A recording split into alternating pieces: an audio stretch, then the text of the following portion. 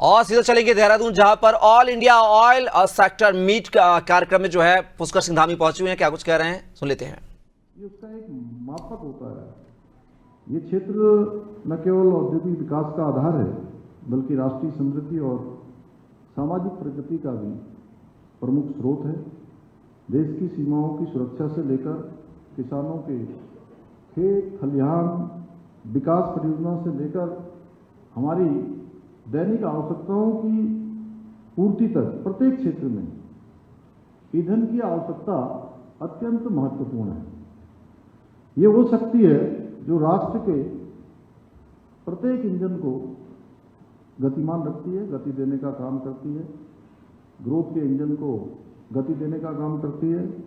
हमारी इसी शक्ति को बढ़ाने में ओएनजीसी का योगदान बहुत अभूतपूर्व रहा है।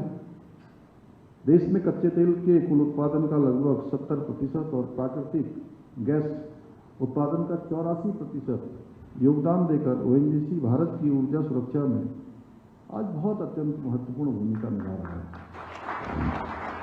इतना ही नहीं, आज ओएनजीसी विदेश शाखा द्वारा विश्व के अनेक देशों में तेल एवं गैस ब्लॉक्स का अधिग्रहण किया गया है, जिससे भारत की वैश्विक ऊर्जा पहुंच और रणनीतिक भागीदारी को मजबूती मिली है।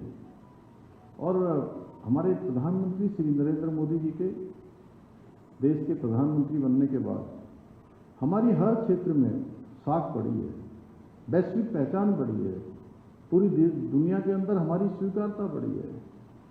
उसी प्रकार तेल के क्षेत्र में भी, प्राकृतिक गैस के क्षेत्र में भी दुनिया के अंदर हमारी भागीदारी बढ़ी है। साथियों, प्रधानमंत्री जी ने आत्मनिर्भर और विकसित भारत का संकल्प हम सबके सामने रखा है। निश्चित रूप से हम सभी लोग अपने अपने क्षेत्रों में काम करने वाले बहुत ही महत्वपूर्ण व्यक्तित्व हैं, महत्वपूर्ण प्रतिनिधि हैं। तो 2047 में जब हम विकसित भारत की कल्पना लेकर आगे बढ़ रहे हैं, तो हर एक सेक्टर अपना अपना एक टारगेट सेट करे कि 2047 में हमारा ये ओएनजीसी का क्षेत्र, हमारा भारतीय मजदूर संघ का क्षेत्र, हमारे तेल ऑयल सेक्टर, वो किस प्रकार से अपना टारगेट सेट करके उस टारगेट को अचीव करेगा, कैसे उस टारगेट तक पहुंचेगा। तो अगर हर एक सेक्टर, मैं केवल तेल सेक्टर की बात नहीं कर रहा हूं, तेल सेक्टर के अतिरिक्त भी अगर हम कहते हैं कि प्रधानमंत्री जी के नेतृत्व में हमने संकल्प लिया है कि विकसित भारत बनेगा। विकसित भारत कब बनेगा साथियों? विकसित भारत तब बनेगा जब भारत का प्रत्येक राज्य विकसित होगा, और प्रत्येक राज्य तब विकसित होगा जब उस राज्य का हर एक जनपद विकसित होगा, और हर एक जनपद तब विकसित होगा जब उस राज्य की प्रत्येक तहसील, प्रत्येक विकासखंड और प्रत्येक ग्राम पंचायतें विकसित हो जाएंगी। तो इस प्रकार का एक टारगेट कि आखिर विकसित होगा तो उस समय में कैसे होंगे, स्कूल कैसे होंगे, वहाँ के अस्पताल कैसे होंगे, वहाँ की सड़कें कैसी होंगी, वहाँ बिजली की व्यवस्था कैसी होगी।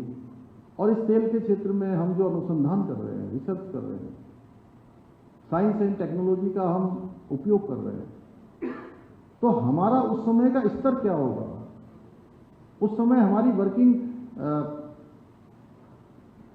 स्ट्रेटजी कैसी होगी, वर्किंग स्टाइल कैसा होगा, वर्किंग कल्चर कैसा होगा, वर्क कल्चर कैसा होगा, उस समय हम किस प्रकार से टेक्नोलॉजी को यूज करके चीज़ों को आसान बना रहे होंगे।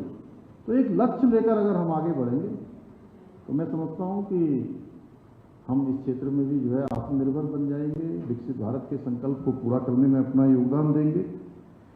और ये सेक्टर पिछले एक दशक से ऑयल और प्राकृतिक गैस का, इसमें अनेक कार्य अभूतपूर्व रूप से हुए हैं।